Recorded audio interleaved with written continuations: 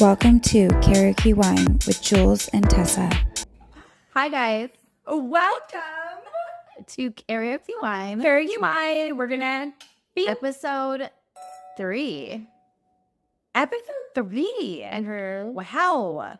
yes, and usually we come up with topics and we Right. discuss and we brainstorm about what we're actually gonna say. But this episode is actually real time. It is. What is happening in our lives right now? And I was like, we should just talk about it. I agree. And I think part of the thing that everybody needs to realize is that we are very upfront, direct people. We're never read between the lines. You're never Going to guess what we're saying or thinking or feeling. we're going to tell you. We're black and white people, and we very much are. At our age, it's very, because our dating lives, it's Yeah. a very trial and error process. We are doing it together. 100%. We're sharing stories and we're learning what to do, what not to do. And we're trying to share it so girls can either be inspired by us or not do what we're doing and try it for themselves, going okay, it didn't work for them, so I'm going to do something completely opposite. Right. We are going to share and be vulnerable with all of you. Exactly our perspective, Our opinion. our perspective. Yeah. But that's what it is. Yes. It is ours. And obviously we know in any type of situation when you are recalling a story or an experience, there's always someone else involved. And we just want everyone to understand that we want to stand by our own words. We want to stand by our own actions. And because of that, we thought it would be a really great idea to jump into our next topic of what's too much too soon or what's too little too late, right? Yeah, I mean, I'm only speaking for myself, but I know by being one of her best friends that we are the same. It's 100%. But we're very different, but we are the same. I think our investment strategies in humans that we love is very the same. Yes. I think that when we go into, we're very big on soul connections. We've already talked about that. Energy. And when we gravitate towards one person, and we're very We much put our claws in. yes. We don't let go until we let go. Yeah. And when we let go, You're bloodied and battered. you might say thank you for not letting me die. Yeah. But did you die? But did you die? It's coming soon, guys. Or that was the best experience of my life. I think the difference is too is that we go into it full heart on our sleeve. We are all in. Yeah. And what we're going to what we want to discuss today is that the right thing to do? Or when is the right time? Yeah, how do you determine that? Or yeah, I mean, it's trial and error. So, for example, my 13-year relationship, I was all in. I was 20 years old, and I told him everything. I mean, you might say to me, hey, what, 20? What is everything? And I was like, well, I had college experience. I had high school experiences. And I was just honest. And my mindset was, and it still is the same today, I'm going to tell you everything. And if it doesn't work for you, then you're not my person. Right. But if it works for you and you're okay, let's continue. Let's fucking go. And I think that I'm very similar because outside of, when I was in my early 20s, I dated somebody who I gave every nitty-gritty detail, overexposed myself, unfortunately. And I learned from that, but I was also taking a lot of advice from other people on how I should navigate the relationship. So I think it's tenfold, right? It's the same thing. we expose too much about ourselves, but we also are seeking validation for those who love us and know us. And we really need to be more self-in-tuned on what's happening. Case in point, I am so set on what I love right now. And it's okay to deviate. You don't have to reconstruct, but there is a moment of, is this the right thing for me or not? And I think that you and I are both kind of in this spot of trying different things, because I've always gravitated towards men who are not the nicest people. Yeah, like I'm very much into the Narcissist. yeah. Sorry. You and I. Okay. Sorry, not. He's never gonna get a Ray. Okay, so here's the thing about me. She's not going to stop. We're going to get into eunuch one day, but not today. Because to be fair, like, there's an indifference to him, like, whatever. Good work. Yeah. I am very much, I don't care about your past. I don't care about what got you to today. I care about how we move forward together. Well, no, that's not true, because you're very inquisitive and you do want to know about the person. Hold on, let me finish my thought before you do anything.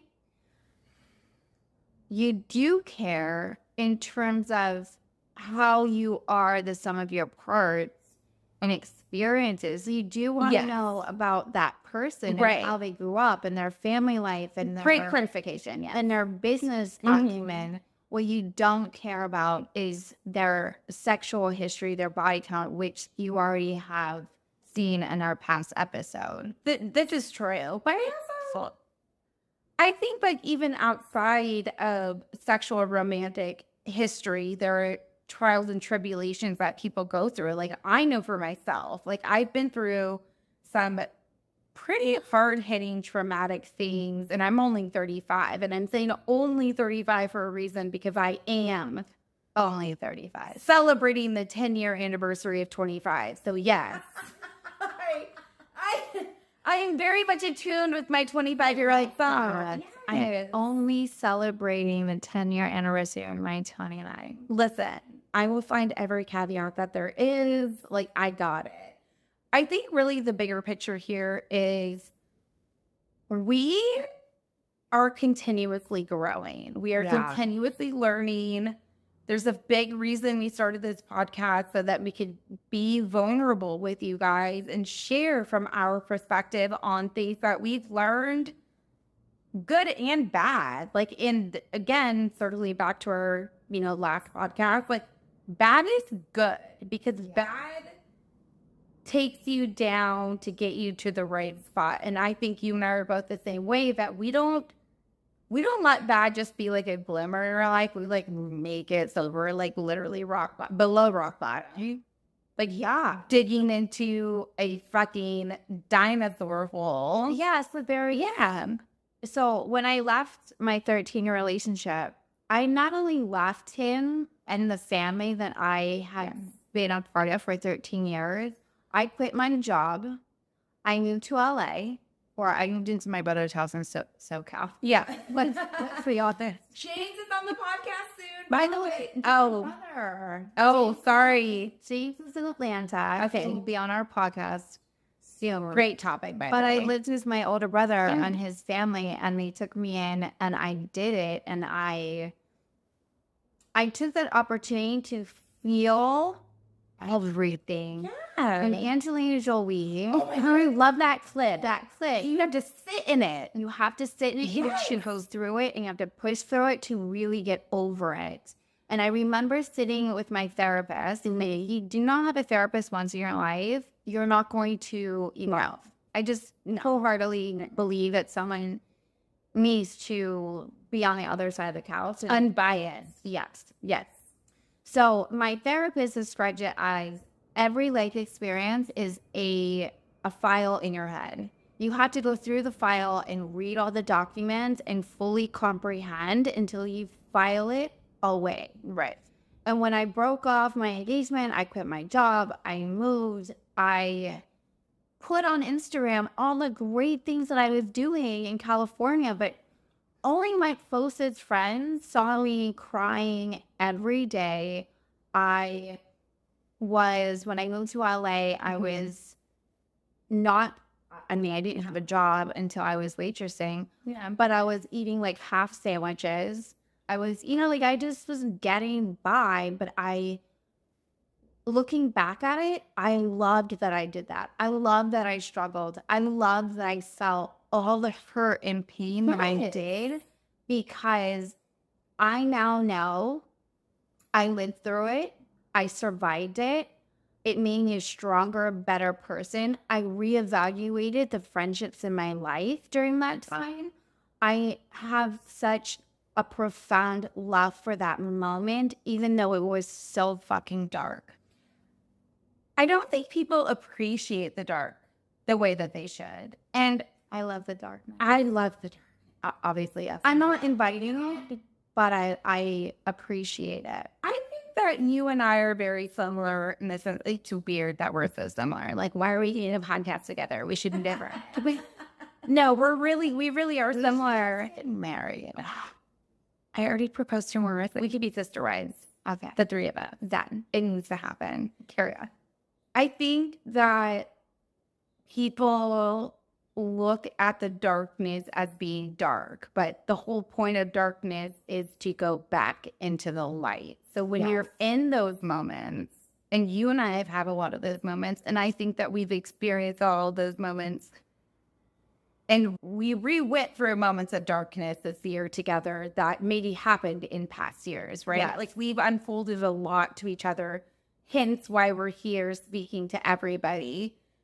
I think that's also why we're so close, is because, and going back to relationships, I am the same person I am with my friends as I am with a lover, 100%. and I am all in. And all in. We're all in. Like, the loyalty that we have is unmatched. And I'm just saying that based on the fact that I know you drive me to be more loyal, but I already know, like, we're always going to be the people to help you burn it down. We're always going to be the people to help you build it back up. We're always going to be the people to, like, have the shoulder that you're crying on. I mean, I just came off of the craziest week ever, and I was talking to the guy that I was dating, and he was like, "What are you doing today? Hopefully you're sleeping." And I'm like, "No, actually I made a commitment with the girlfriend to go work out." And he's like, "You've literally been in 6 different beds this week, like, but we don't cancel. But we don't cancel. The only time we cancel If we die. Yeah, no, if we die, but I'm not kidding. Like, if I have to reschedule or cancel on you, it is for a very specific reason. But we're also fuck yes people. Yes. So if we're agreeing to something in advance, it's because we know that we're going to show up.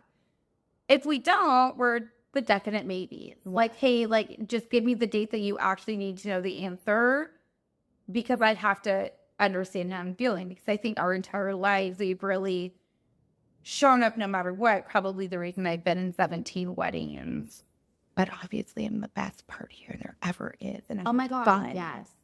But let's circle back, because we are who we are. We're all in kind of girls. And we're all in kind girls on day one. And maybe that's not the best thing ever, but I'm not going to change who I am. If I were to be all in every single time with 10 different guys, and then like the 11th guy is like, I see you, I love you, I am all in with you. Those 10 guys were fucking worth it. It's when you are auditioning for a job or interviewing for a job, you're going to interview with 10 different companies, but you're also interviewing them. So we have to be very clear. Like, it's not just about play your line. Yeah. I love it, because it helps me through it. Say it. What's my line? What do you mean? The line where I'm like, I'm not letting you interview me. I'm interviewing you to make sure that I want to be with you. What's the line? Oh, yes. She's like, Jules. Yeah. She's like, no. You're already putting a spin on, like, does he like me? Do I like him? Yeah. Do you like him? And I'm like, oh my God, you're so right. I'm I am trying to figure out if I like him and if he fits into my world. Yeah. It's also a relationship. It's a commitment. It's Right. a meet me halfway. It's I'll go 60. Sometimes I go 100 and they don't even give me anything, which is kind of happening right now. And I put a stop to it. I was like, listen, Linda, sit your ass down. I was like, you're like this in the beginning, and now you're like this, and I'm not going to waste anyone's fucking time. I date with intention, and this is my intention. And if you're not here, if you're not obsessed with me, if you don't want to share your life with me, if you don't want to know anything about me, you are not my person. I'm sorry, but I know it's crazy, right? Not someone not obsessed. Yeah, I'm flabbergasted to bring back a word. I'm so soft. Me too. So soft. Me too. Because I'm obsessed with you. So we're basically just gonna marry each other at this point and live to a compound. But it should be that way. And it like a month, you should be wanting to share everything with me. Because I've been trying to share everything with you. And if it's not reciprocated, why are we doing it? And I've also figured out that in my experience only is when I put your balls next to the fire, then you will open up to me and say, this is what I'm thinking. This is what I want. This is Why do I have to do that? You know, I understand exactly where you're coming from, but I think I'm the opposite. I am like every version of myself up front, crazy. In fact, my therapist literally was like, you're exhibiting unhealthy behavior in your dating life right now. And I was like, fair. Because I brought it up and I was like, I am creating something that is not actually true, right? Like you're more of the like, let's know each other in a reality where I'm like, I want to live in the fantasy. Like I want to be in that cloud. No, I'm a person that when you're love bombing me, I see it for what it is. But I also told you, I was like, accept it, resist it, live it, but just know grain of salt. what it is. Yeah, grain of salt. And I think I'm a little bit more the opposite where I tend to want the person that I'm dating to know me so much in 2 weeks. And like, I'm a lot in a good way, but I also have a really big heart. You have a huge heart. I have a huge heart. I'm a very big lover. I'm a very big supporter. Again, ultimate hype girl over here. Like whatever you need done. Yeah, and we want the same. And it's scary. It's not that hard. It's not. It isn't that hard to be supportive, really. Maybe But it's hard being us. Maybe we're just perfect. no. I mean, we're not perfect. Let's be We're honest. not? I mean, I'm not. No, I'm sorry. Would Did you you just say that on national TV that we're not perfect? Perfect. Sorry. Oh, and I'm going to have to co-sign on it because she's my wife. So this is basically like us being interrogated by a courthouse. On a serious note, I mean, we're not perfect, and it is trial and error, and we're trying to figure it out. And we do have a life that we do want in our minds, and we're trying to get there. And by doing that, this is part of the process. I mean, the podcast is part of our life experience, and we wanted to do this, and we never thought, I mean, we didn't think about everything. Oh, we didn't really think about the people that we were dating watching this. Yes. No, we did not. No, it's funny. I think it's funny. But we're thinking our best, and we're trying our best with them. And I think we are going to say things on here that are, even though we're super reserved individuals, as you know already, like we're literally like the most conservative, reserved people. Yes. And I think that we initiated this podcast talking to people who already know us and know our hearts, and then we're providing that to people who actually don't know us and they don't get to see us on a daily basis. And we have to remind them that we're still who we are. But circling back to the whole too soon, too late momentum that we accidentally went on a tangent for here, I think it's what both people are comfortable with. You know, I am not a pen pal. I am rarely on my phone. If I'm on my phone with you and I'm texting you, it's because I care. Really likes you. I really want to invest the time for you. And like, I don't do that for everybody. I do that for my people.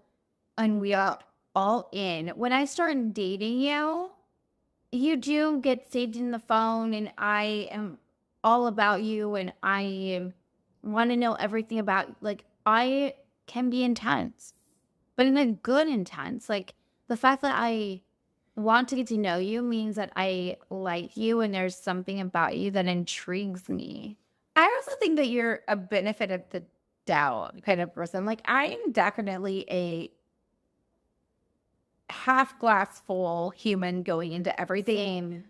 But I'm also like hangmanning your ass that you're like gonna fuck up every time we're dating. So like maybe I might not save your number. Actually, there's a lot of numbers that I don't save. So if you are saved, there's a reason, because I want to know who's texting me instead of being like, new phone, who dis? You know what I mean? Yeah. Like, I think there's an aspect of that. And you and I also, just to play on what we're talking about, we're like one people at a time people.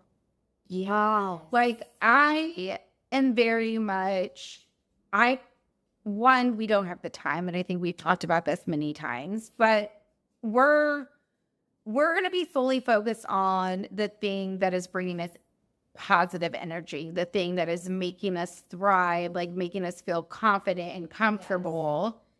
We're not going to look for the next best thing. Like, if I'm feeling this way about I won't even open my dating. No. When I am quote unquote dating someone, I'm not looking at, oh, let me just see what's out there. I don't. No. And Horset is your worst person. Yes. Those blinders. Yeah. I have blinders on because I want to put all my attention into one person. I do not have a bench. Right. I'm not I'm not a bench person either. So like what we look like, what we think. But we don't do that. Our dating pool might be open, but that doesn't mean our legs are open with the dating pool. Like, everyone needs to realize that. Like, we're not shaming anyone for having that, though. If you will, like, if you, God bless, and if you have the time and the energy, anxiety. I don't have the time. I'm gonna say the thing that like nobody wants to admit. Just say it. I don't care. Unless I care. And if I care, you're welcome. I care a lot. And I'm not doing this maybe kind of sort of moment with anybody anymore. I'm 39 fucking years old. Yeah. I do not have the time. I don't have the time to guess what you're thinking. I do not have the time to guess what you're thinking. No. I'm just the upfront. And like, we said this before, and I'm pretty sure we're saying it on this episode. Like, we are very direct humans. Like, there is no reading in between the lines with us. However, I will tell you just a little anecdote real quick. I'm not going on a tangent, but I went on a date with a guy, and after the date, I was like, zero interest in going on a second date with you. Like, thank you, goodbye. And the next day he texted me, he's like, so what did you mean by that? And I'm like, what I said. Like, I said what I said. I said what I said. Like, you're never going to guess where you're at with me. Like, what I say, I stand by, but that is also how I was raised. And I feel like people need to understand that when we're talking about situations like this. Like, I'm not a wishy-washy person. Like, if I'm in, I'm in. And, you know, my therapist has mentioned. Not for everyone. And it's not. To be honest, our energy is a lot. We are like the Energizer bunnies. On steroids. You're always going. So for someone to come into our life it's a lot, and I commend them. If you can match our energy or just appreciate our energy, I think appreciation is actually the better is what we're looking for. You don't need it. We're understanding, and we match our energy. You don't like to match us. We're matching it, But you do need to just fine. I think the appreciation is there because I honestly love the calm. Like, I know that, and we talked about this earlier, like social media or blogs or whatever, like they mimic a certain personality, but that's a minimal percentage of who we actually are. Like, yes, like I'm a cause and effect person. Like, I will say and do things, never re-record. Like, not what I do. like you're getting me like full frontal immediately. I think that what I'm trying to say is like, what I'm saying is like, but let's see it in you. Please tell me what you're dying about. I think there is an interest when you watch both of our social media handles outside of Karaoke Wine, where it looks like we live this overly zealous, over extravagant life, which we do. And that's a percentage. I also live a very quiet, a dog mom. I love watching but that's documentaries and right. There's a lot to us that's not being publicized, and I think that you can't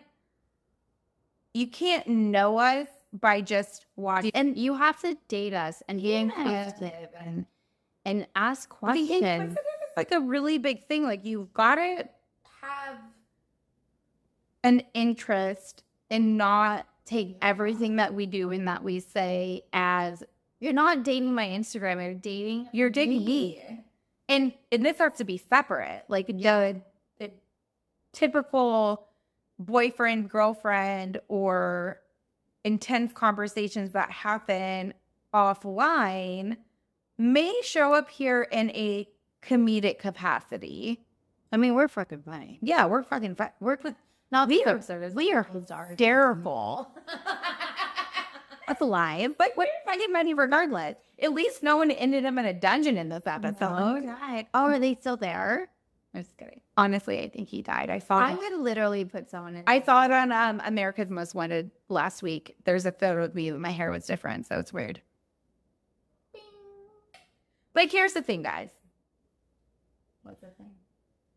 There's never a too soon or a too late. You have to trust your heart. You have to trust your gut. And I think I'm going to put my wine down for this, and that's never happened. It's serious.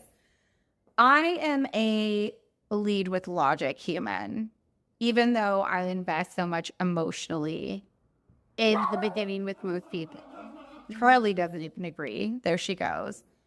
I think what everyone needs to understand is it took me a very long time to be comfortable enough to even date again. Yeah. But I don't think if it was dating again, it was putting yourself out there. Yeah. Like, I had to learn such hard lessons with pretending to be the cool girl. Oh, we should do an episode on the cool girl. Like, I'm not the cool girl. I'm very serious about my life and very serious about my ambitions. But I'm fun and I'm engaging and I'm easy and I'm lax. But if you're going to be my partner, I need you to like level it up. And I think you are the exact same way because we are so open and honest in so many avenues that we're like, listen, this is who I am. Maybe we don't need to do it in the first 10 days of meeting somebody. I get it. My therapist, I hear you. Maybe I exhibit some unhealthy behavior sometimes, but I'm human and I'm learning and I am trying. Well, I think also when you're dating someone, you want someone to not match you. I'm not looking match my freak. I'm not looking for my twin. I'm looking for my partner that builds me up, that gets excited for my life achievements, small or big. Right. That truly just sees me. Like when I'm dancing on the dance floor with my friends, You know, which we always are, by the way. we're doing it. We're doing it. You know the scene in Pretty Woman where he just finds her at the bar because he's looking for the hooker, but she's in that black, beautiful, not gown, but cocktail dress.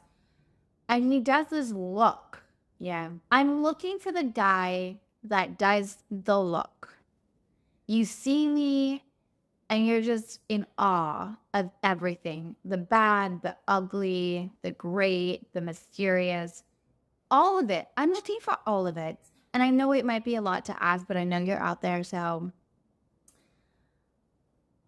I'm willing to wait, and I'm willing to go through 10 bad dates to find the 11th. Yeah. We're doing this, and We're all worth it because at the end of the road, it's just so worry life. yes, I'm going to be bareback on the back of that horse until I find the human that I want, because I'm equally as wild as that Mustang, and I'm okay with it. And if you can tame me and you can love me and you can get me to trust you, nobody's gonna tame you. it's not about taming, but like horses are freely. Okay, we are free birds. If you haven't heard that song, please listen. But it's not taming.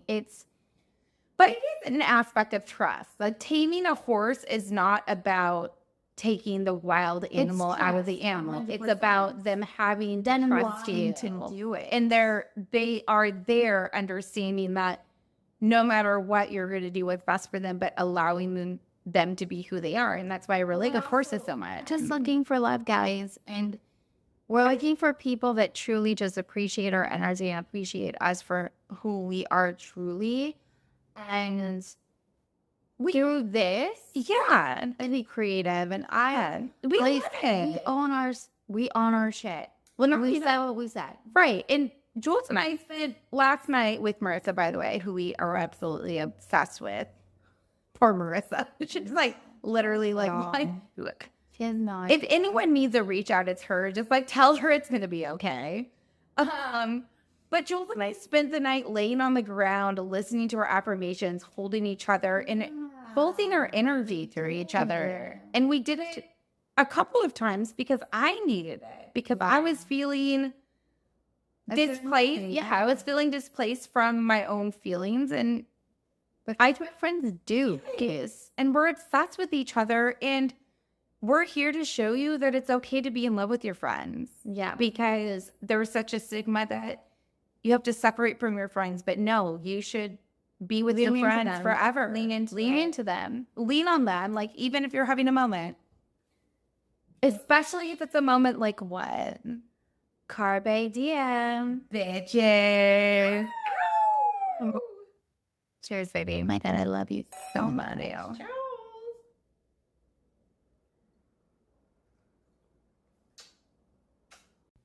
I hope you liked this episode of Karaoke Wine. Please like and subscribe.